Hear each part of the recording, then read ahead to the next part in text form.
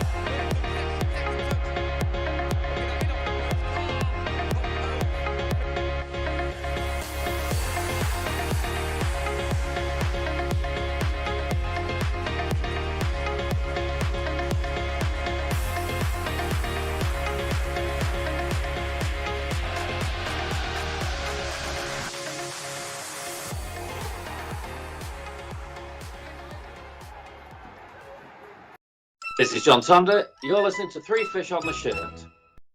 All right. Welcome to this week's Three Fish on the Shirt. Nice to welcome back Steve Risley. Welcome, Steve. Hello, David.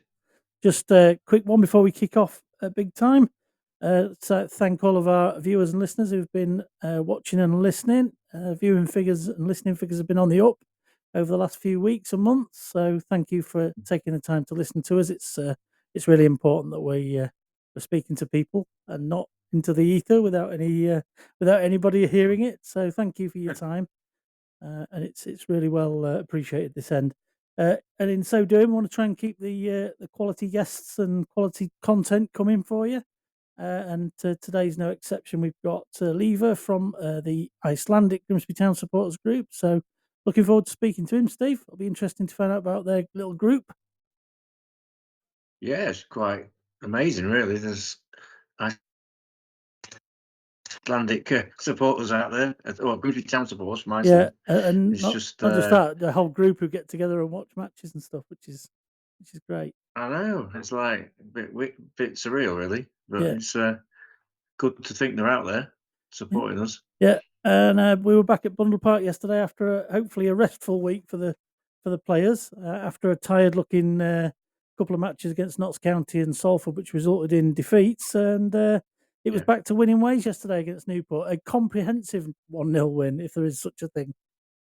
Well, never seen a game for a long time that was so one-sided, and we just couldn't score first half, could we? No, Green had a Green chance, and Barrington, both Barrington had a chance, and I was getting more and more frustrated, as you know. And finally, we got the win we deserved. We should have been 4-0, 3 or 4-0, comfortably. Yeah, I don't think anybody would disagree with that. I saw a comment on the Newport manager's YouTube reaction. Basically, the Newport fans saying, the right result on the day. We were never going to get anywhere, and a town fan jumped in and said, "Yeah, we could have had 3 or 4." Yeah. No, it was just they're probably the worst team I've seen, to be honest. Yeah, they were. We were just all over them for the whole game, weren't we? Pretty much. Yeah, and they had a couple of little breakaways, sort of, but they never got anywhere near the goal and never had a shot on target. I think the closest they got was that their number 8. I forget his name, but he was he made space for himself on the edge of the box and actually an absolute pile driver at effort, which Jordan Wright was equal to. And to be fair to him, he's had a bit of stick over the last few games about his distribution. His shot stopping and what have he's been brilliant, but I think his all round game was great yesterday. His distribution improved. The crowd got behind him, and that save was unbelievable. To tell you what, I've seen it back, and because it was at the other end, it was at the Osmond end, and the guy, it was Josh. I've just seen his name now, Josh Martin. He was a sub actually. Yeah, he was a sub, and he hit that. He could proper hit it. I didn't realise how much it was shifting until I saw the gantry footage. It was a hell of a shot, yeah, and it was a great save. He's a good shot stopper, is right. Yeah, but Yeah, I didn't think we were going to get the win, to be Yeah. honest. And then we had in Well, the second well, half before we scored, we had Rose had got on the end of one of his near post crosses and was he nipped into the 6-yard Yeah. box just wide, and then Hume, who's delivered many a crossing from the left this season, got one in for Warren, who just managed to sort of back heel it, and it just went wide as well. So it just looked like it wasn't going to go in, didn't it? Yeah, and there was a header, I think, as well. Oh yeah, Corey. Curry. Yeah, So that was just 3 over.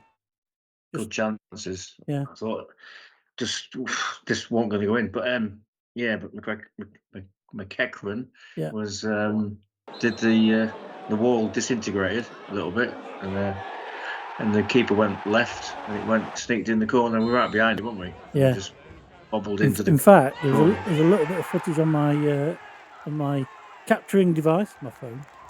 It's reasonable quality, and it captures me predicting Barrington shot into the bottom left hand corner. If you're looking at it from the kick taker's position, it wasn't. I didn't quite get the right player, I don't think, but I got the right place. But the keeper, who I think got a bit of stick from his defence, was probably going the right way until it hit the bloke who broke from the wall. Yeah, because they're number 5, I think, had a right go at the keeper, and then the keeper was sat saying, "What's my fault?" Because he moved to his left, didn't he? Yeah, and that's where the ball was going. But it was going there. Yeah, I think it was their number 9 jumped out with his back to the ball. It clipped the back of him. And actually, if you see it from, I've got a great angle from Sam Stark on Twitter. Thanks, Sam, for that bit of footage from the other end and in slow-mo. And you can see it almost hits the post and doesn't go in. It's not far off missing. I actually thought it hadn't gone in when it was. Oh, that's going to hit the post, and then no, it's killed. Must have been a bit of spin on it, I think. Yeah, just clip the inside of the post. A few more millimeters to the left, and it would have been straight back out. Yeah. And in stark contrast to the Warren one, which I was just waiting for the net to ball, which I thought that was in. And yeah, it was, that was close. Yeah, it was a foot or so wide, wasn't it? Yeah. Oh, it should have been 4-0. Yeah. Really comfortable. David Artell was really praising of the fans yesterday. Didn't get quite as anxious as you felt overall as it has done at Blundell Park at times. No, it stayed reasonably positive. Me, I was anxious. What, me? Yeah, you were, but it didn't sort of percolate to all the fans like it sometimes does. No. I just thought I've been here before and seen games like it, and just waiting for them to score. To be honest, on the breakaway or something. Yeah, because it's happened so many times. I see, Gillingham, Tranmere, Fleetwood, all scored. Yeah, and it didn't happen. But to be honest, they didn't get anywhere near our goal. So it was, I was just getting frustrated because it was, our third home game on the trot. We lost the last 2. Yeah, we can't afford not to win this one. Otherwise, that's it. The playoffs could be over. But yeah, we managed to sneak it in. And ironically, the scruffiest chance of the match, so it was ended up being the winner. And as you say, we've had a great run of results in our 4 wins on the trot. I think we didn't move at all in the league table. After two defeats and a win, we've shot up into 7th. We've gone up 2 places. Yeah. I know, it's mad. You'd say all the other results have gone, not all of them, but a lot of them have gone forwards. Notts County drawing. Yeah. Wimbledon losing the lead right at the very death of their game, 2-2 to Barrow. Yeah, they were 2-0 and lost to Barrow. Bradford, who are in the automatic places, clipped Colchester's Wings, who are in our sort of area, aren't they? Chesterfield's charge has dulled with 0-0 at Harrogate. Fleetwood were sort of mid-table. They went 0-0 as well, and Gillingham Walsall. At Port Vale were the only exception in the top few teams around us that won. But other than that, 5 of the 11 games were 0-0, and 3 of the other 6 were only 1-0. So the other 3 games had most of the goals. Yeah, but if we hadn't won that game yesterday, it'd be a travesty for the amount of possession we had. Corners, 10 corners to their 1. And possession, what was it in the end? 62. Yeah, 62% possession, and I think at points in the first half it's 70%, wasn't it? It was 70% for ages, and then they came back a little bit. Yeah. second half, and we played some good stuff. Yeah. Played some good stuff. I think first half. It's all's well that ends well. Actually, yesterday, I'm not Mm. sure whether the theme is that Georgie Mackies has smuggled himself into the ground for a win, in keeping with the food ban, or whether it's George lets McFly and it's a bit of a Back to the Future theme. I'm not sure yet. So Well, we didn't go large anyway. no, definitely we didn't. We should have done, but we went for a regular win. On large, yeah. Yeah, we might got caught out. And although we'd lost the last couple of games prior to that, our form in the last 11 is 1-6 drawn 3 lost 2, which is pretty good, isn't it? If we can maintain that sort of form to the end of the season in the last 9 games, that type of form, 2 points per game, we'll not be far off at least a playoff place, won't we? Yeah, we've got eight games left, haven't we? So we've got. I reckon if we can, I'll be happy if we win 1-0 all the games like we did yesterday. Yeah, if we can get another 15, 16 points, I think. I think we need be a positive end to the games. Season. You need 5 wins, I think, to get in the playoffs. 5 wins, which is 15 points. If you get 4 wins, that's 12 points, and then you need 3 draws to get the same. So it's like, that'll be 4 wins, 3 draws, 1 loss. Yeah. So get 5 wins in. And there's a lot of teams playing each other, as we've already said when talking about the running, isn't there, as well? Yeah. So. Interesting times ahead. Anyway, massive game Friday. Friday be good. It's a challenging one, Colchester away, but we owe them a bit of a kicking because they beat us last season home and away. They beat us at home this season, so they're due something. And one of the things we've done this year, and David Artell's talked about it in his post match about the progress between Newport away and Newport at home. 2 tight games. We didn't manage to win away, but we managed to win the home one. Same with what was the other one? Fleetwood. Things like that. We've moved on. Doncaster. And we need to do the same with Colchester, I think. What's that? If we can beat Colchester, we can beat them Friday. Then we go. What we got 59. They've got 58. We go 4 points ahead of them, and we stay 7th, which is like, it's not the end of it, but then there's only 7 games left. Yeah, but it keeps the pressure on everybody else as well, doesn't it? Yeah, big game Friday. Yeah. Massive game Friday. Yeah, I'm looking forward to it. So it should be a good one. Will you be watching it? I will be. Yeah. I don't think I'll be going. But, no, I don't think I'll be going. It's an awful place to get to the best of times, and it's a Friday night. So no, I'm the same. And one of the challenges I've found with Colchester is last minute call offs. The one a couple of seasons ago was called off last minute, and I went to one donkeys years ago that was Colchester were one of these teams like Tranmere used to play on a Friday night. I don't know, to sort of stop them clashing with the local teams like Southend, West Ham, people like that are quite close, aren't they? And Friday night games gave them a better chance of getting people in. And I got there at 7:15 for 7:30 kickoff, and it was rained off. So long way back after a trip like that. Yeah, I presume Town will go down on a Thursday. Yeah, I would have thought so. Yeah, it's a long. They do tend to go down the day before on nearly all the games. So if it's a long journey. So even though it's a night game, and Crewe are playing Port Vale that weekend. Walsall are playing Doncaster. There's a couple of games Tuesday night, isn't there? Yeah. Did you say that? Port Vale playing Barrow on Tuesday, and Carlisle, MK Dons. Right. Yeah. So there's some interesting stuff going on in that top 6, what I call ecosystem, which will be interesting to watch out for. Yeah, Port Vale could do them tripping up on Tuesday night. Yeah, good. But as we say, some good results kicking about. So moving on, we'll flip over to speak to our guest Leifur, who's waiting for us, and we'll after a short interlude, we'll catch up with them. To him. Yeah, looking forward to it. So I'll see you on the flip side, Steve, and we'll rejoin with Leifur. Yeah, see you in a bit then.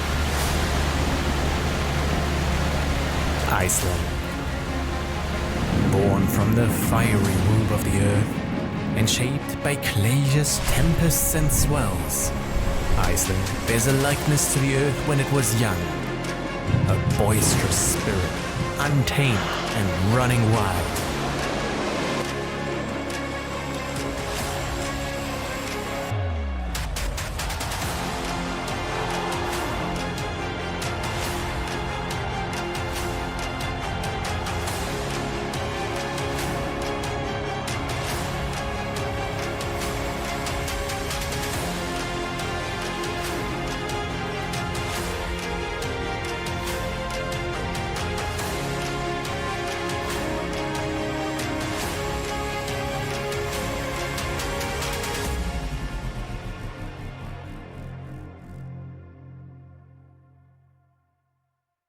This is TNT Sports' Adam Summerton, and you're listening to Three Fish on the Shirt. Leifur, so we're really interested to find out, presumably following the signing of Jason Svanthorsen, that you and your group of mates got together to form the Grimsby Town Supporters Group in Iceland even.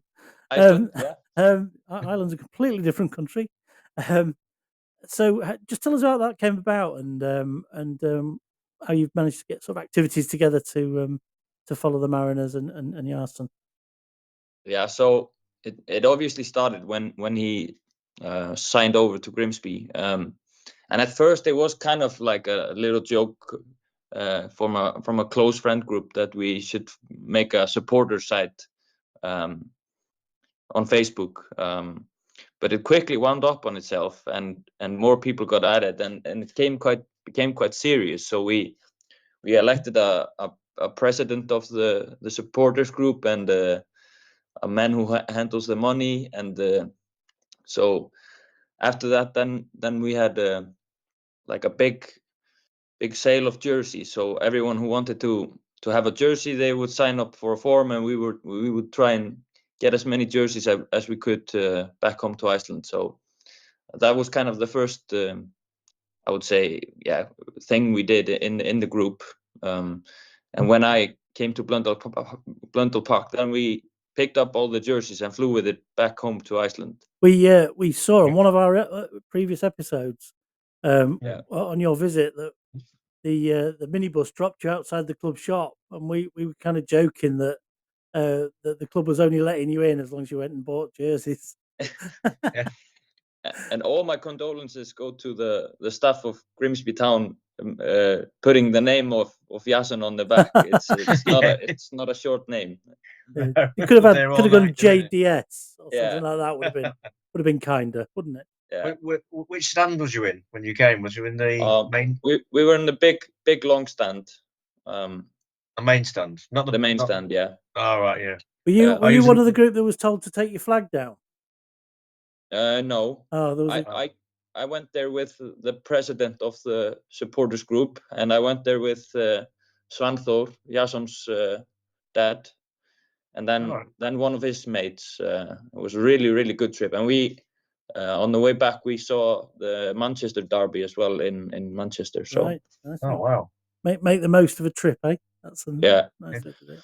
Yeah, but yeah, you were asking before what we get up to. The biggest thing, the biggest event that has been held was held in our hometown of Mosfellsbær, where Jason grew up and played for his first boyhood club. There was the Grimsby Town Day, where they watched. I can't really remember what game it was, but there was a pub quiz, a gathering.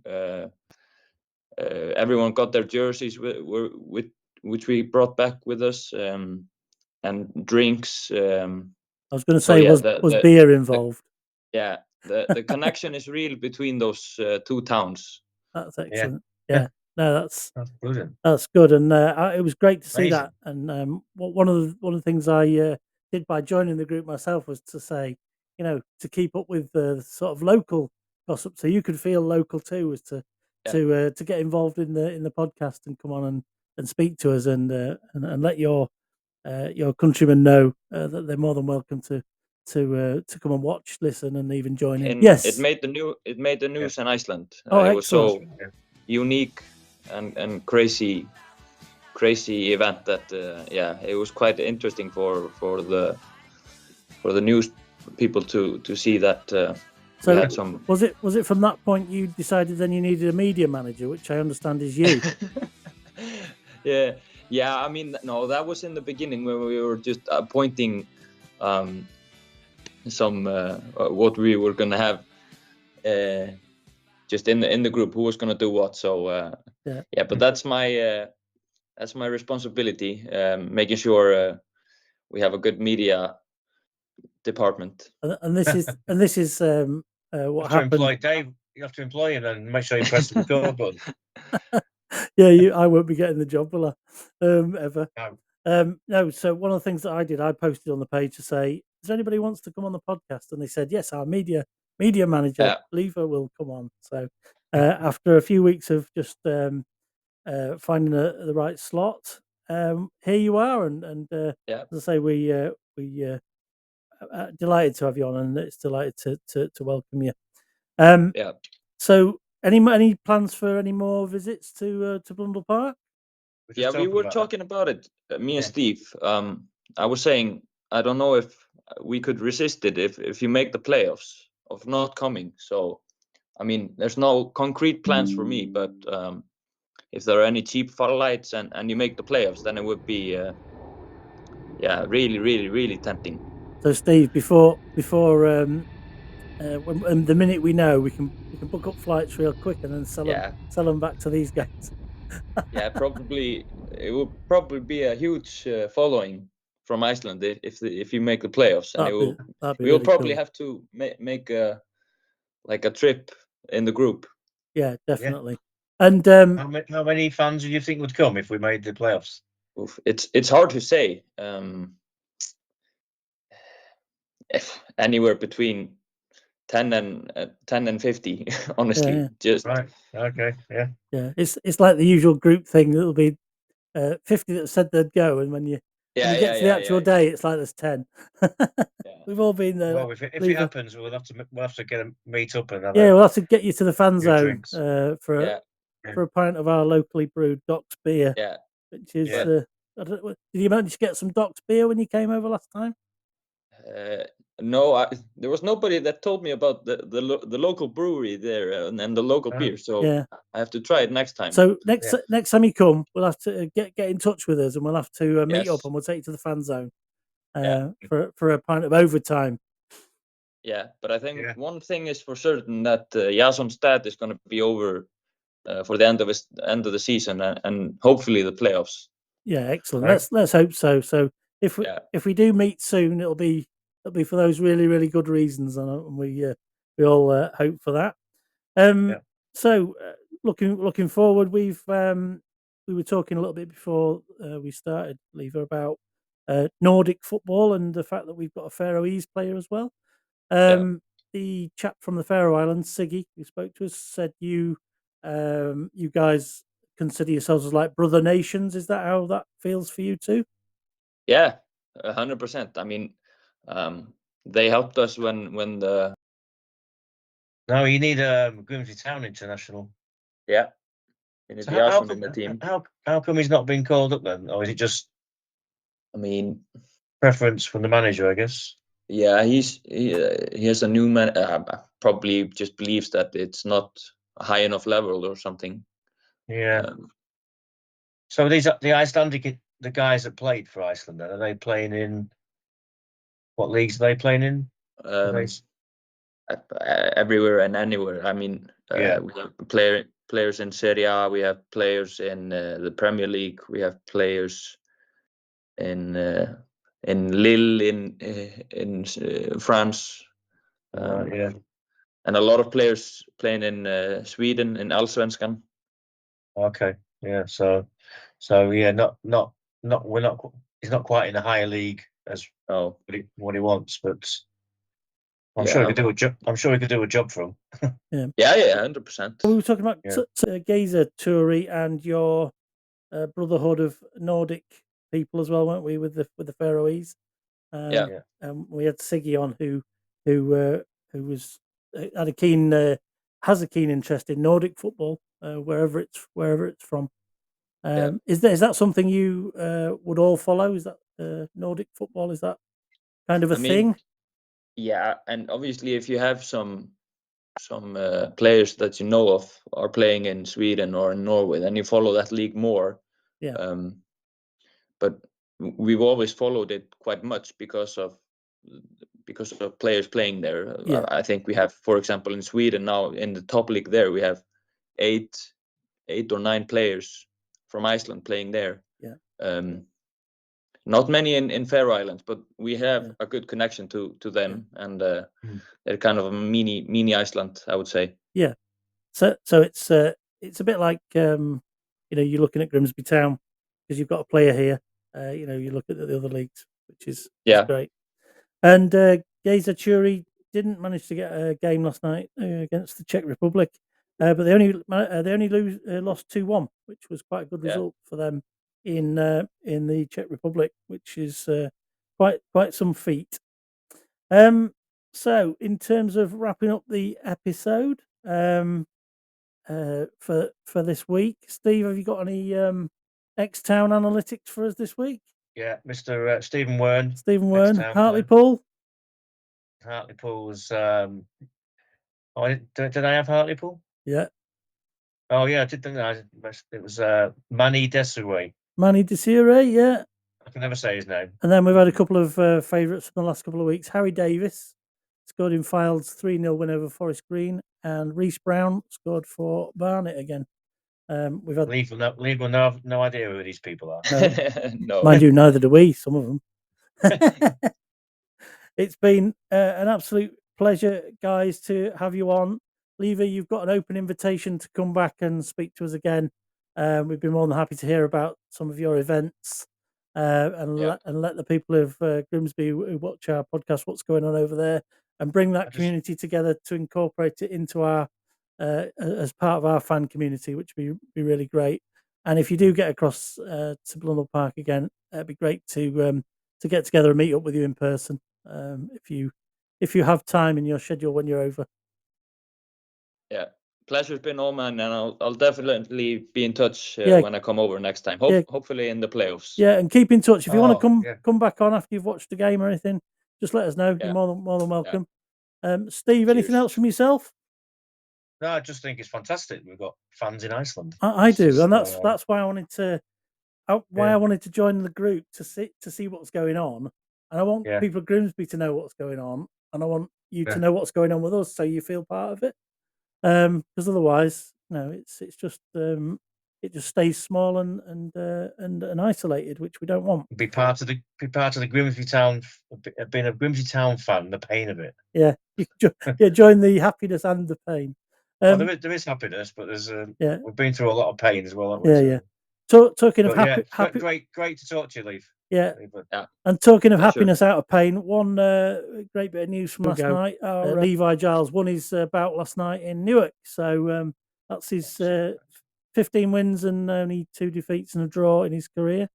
And he's agreed to come back on and talk to us about that at some stage. So we're all for celebrating local things that are going on, particularly with our sport in space.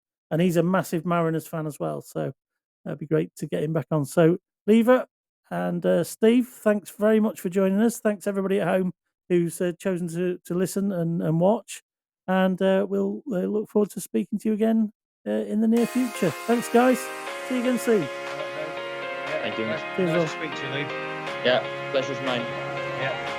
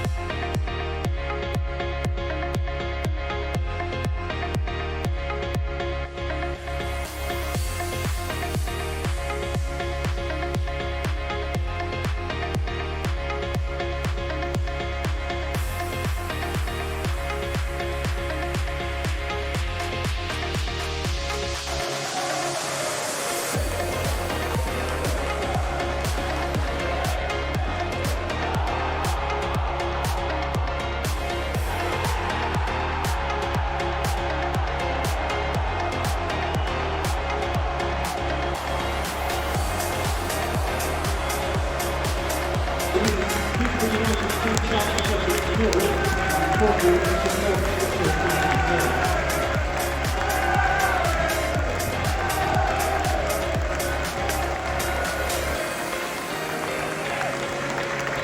done, Dave!